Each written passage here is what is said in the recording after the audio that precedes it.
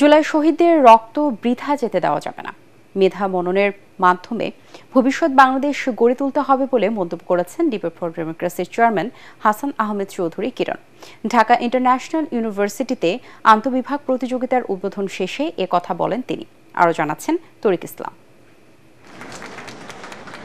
উদ্বোধন হলো ঢাকা ইন্টারন্যাশনাল ইউনিভার্সিটির আন্তঃবিভাগ বিতর্ক প্রতিযোগিতা।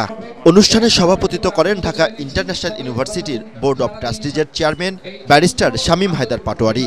প্রধান বক্তা ছিলেন উপাচার্য অধ্যাপক ডক্টর জাহিদুল ইসলাম। অনুষ্ঠানে বিভিন্ন বিভাগের প্রায় শতাধিক প্রতিযোগী অংশগ্রহণ করেন।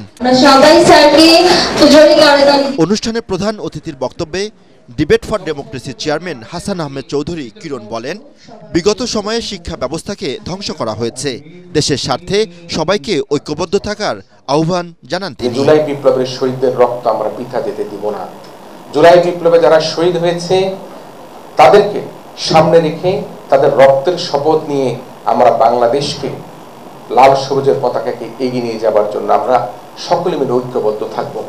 অনুষ্ঠানে যুক্তিবোধ, বিশ্লেষণধর্মী শালীন মত প্রকাশের চর্চা গড়ে তোলার আহ্বান জানান ইউনিভার্সিটির board of trustees Shamim Haider Patwari ও উপাচার্য ডক্টর জাহিদুল ইসলাম। আজকে যে তর্ক হবে, যে বিতর্ক হবে, যে যুক্তি আসবে, সেগুলো আগামী দিনে গণতন্ত্র বিকাশের ক্ষেত্রে একটি মাইলফলক হিসেবে থাকবে।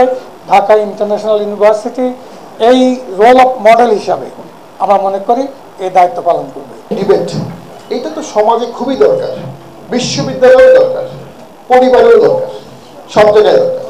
তো আমরা তো বলি সবসময় ব্যালট ডেমোক্রেসি, আসলে অমর্ত্য সেন বলছে যে ব্যালট ডেমোক্রেসির থেকেও ডিসকাশন ডেমোক্রেসি বেটার, এবং ব্যালট ডেমোক্রেসিতেও টাইরান গভর্নমেন্ট আসতে পারে সুষ্ঠু ভোটেও। বিতর্ক প্রতিযোগিতার মিডিয়া পার্টনার দেশের প্রথম স্যাটেলাইট টেলিভিশন এটিএন বাংলা। তরিক ইসলাম, এটিএন বাংলা, ঢাকা।